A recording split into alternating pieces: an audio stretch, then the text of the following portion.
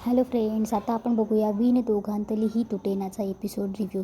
इकडे मंदाकिनी घरी आल्यावर रडत असते आणि बोलते की माझ्यावर विश्वास ठेवा, मी चोरी नाही केली आहे, मी इतकी लाचार नाही होऊ शकत. तेव्हा स्वानंदी बोलते की अगं आई, आम्ही तुझ्यावर ब्लेम करतच नाही, तू अशी का करते. तेव्हा रोहनही समजवत असतो. तेव्हा मंदाकिनी बोलते की तू बोलतेस गं, पण यांचा माझ्यावर विश्वास नाही आहे ना. अरे मी इतकी का लाचार हो, मी का चोरी करू, मी एक वेळ पैसे मागू शकते पण मी चोरी नाही करू शकत. तेव्हा मंदाकिनी खूप रडत असते. तेवढ्यात रोहनला आदिराचा फोन येतो. तेव्हा रोहन बोलतो की थांबा थांबा, मला आदिराचा फोन येतो आहे, मी बोलून आलो तिच्याशी. तेव्हा आदिरा रोहनला बोलत असते की रोहन, जे झालं ते आय नो की जे झालं ते बरं नाही झालं. तेव्हा रोहन बोलतो की काय म्हणायचं आहे तुला. हे बघ आदिरा, माझ्या आईने तसं केलेलं नाही आहे. तेव्हा आदिरा बोलते की अरे तू समजून तर घे ना, मी काय म्हणते की आजचा दिवस खूप छान होता पण तो स्पॉईल झाला. तेव्हा रोहन चिडतो आणि बोलतो की माझ्या आईने काही केलंच नाही तर स्पॉईल व्हायचा प्रश्नच येत नाही ना. हे बघ आदिरा, तू अजूनही विचार कर लग्न करायचं आहे की नाही.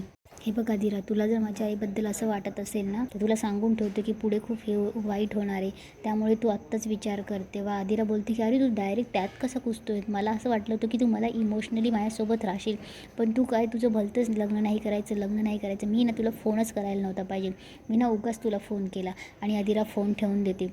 इकडे समर असतो आणि बोलतो की आदिरा काय झालं. तेव्हा आदिरा सांगत असते की पिंट्या दादा तू रो रे, बघ ना कसा करतोय, आता बोलतो की लग्न नाही करायचं, त्याचं 10 वेळा बोलून झालं असेल. मी सतत या भीतीमध्ये असते की नेहमी माझ्या मानेवर टांगती तलवार असते की आज लग्न मोडेल, उद्या लग्न मोडेल. पिंट्या दादा सांग ना यार, तू असं का करतो. तेव्हा समर बोलतो की नाही आदिरा, तुझं लग्न होणार आहे. तेव्हा आदिरा बोलते की पिंट्या दादा तो रो बघणार आहे.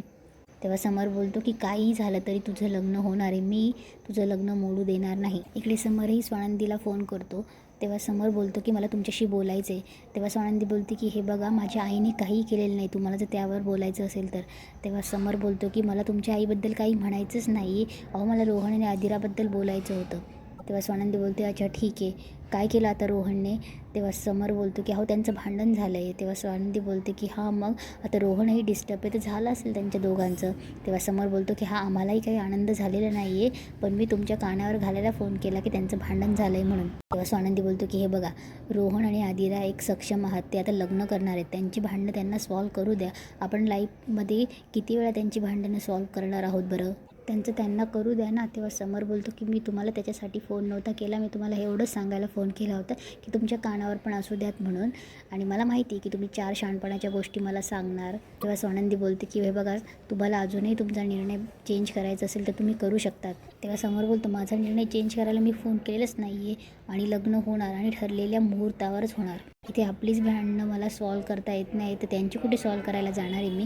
आणि समर रागाने फोन ठेवून देतो. इकडे स्वानंदीचे बाबा मंदाकिनीला सांगत असते की मंदा, जे झालं ते सोडून दे ना, विषय कशाला आडून धरतेस, आणि मला माहिती तू नाही केलं आहे हे. तेव्हा मंदाकिनी बोलते की नाही, कसं सोडून देऊ, माझ्या डोक्यातनं अजून जात नाही, चोरीचा आळा घेते ती माझ्यावर, ती आदिराची आई. अहो माझ्या डोक्यातून ह्या गोष्टी जात नाही, आणि मला चोरी केली म्हणून. मुळात त्या आदिराच्या आईला पोलिसांना बोलवायची काही गरजच नव्हती. का बोलवले, हे प्रकरण तिथल्या तिथं मिटवलं असतं ना. मुळात मी टाकलाच नाही आहे तो हार माझ्या बॅगेमध्ये, तर कसं मुद्दाम बोलवलं तिने पोलिसांना. आता त्या आदिराच्या आईने माझी माफी मागितल्याशिवाय मी लग्नालाच येणार नाही. तेव्हा स्वानंदीचे बाबा चिडतात की मंदा काय बोलतेस तू हे, अगं जसं त्यांच्या मुलीचं लग्न आहे, वरमाई करते, जसं त्यांच्या मुलीचं लग्न आहे, त्यांची मुलगी आपल्या घरात येणार आहे, तसे आपल्याही मुलीचं लग्न आहे की.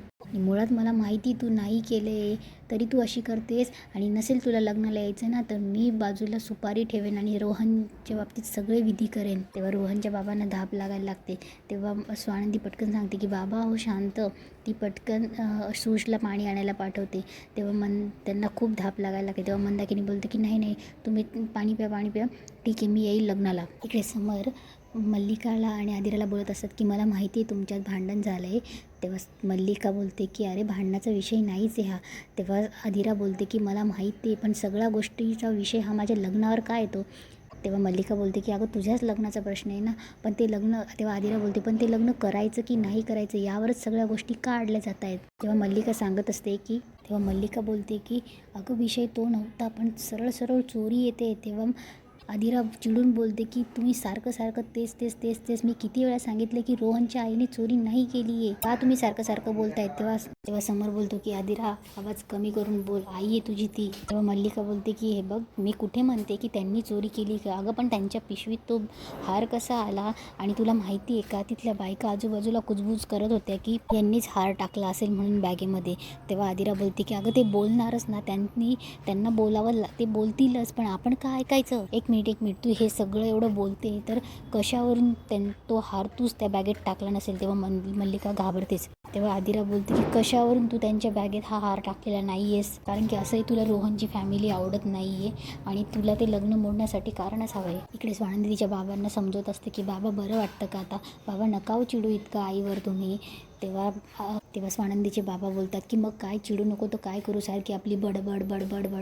अरे मुलाचं लग्न आहे, मी वर्मा आहे. अगर आहे ना तू वर्मा आहे, कुठे नाही म्हणते, पण आपल्या मुलाबरोबर आपल्या मुलीचंही लग्न आहे ना, हे कसं तिला कळत नाही आहे. एवढी लहानाची मोठी केली, माझी काळजाचा तुकडा, आता तिचं लग्न होणार आहे, ती आता माझ्याकडे पाहुणी म्हणून येणार आहे.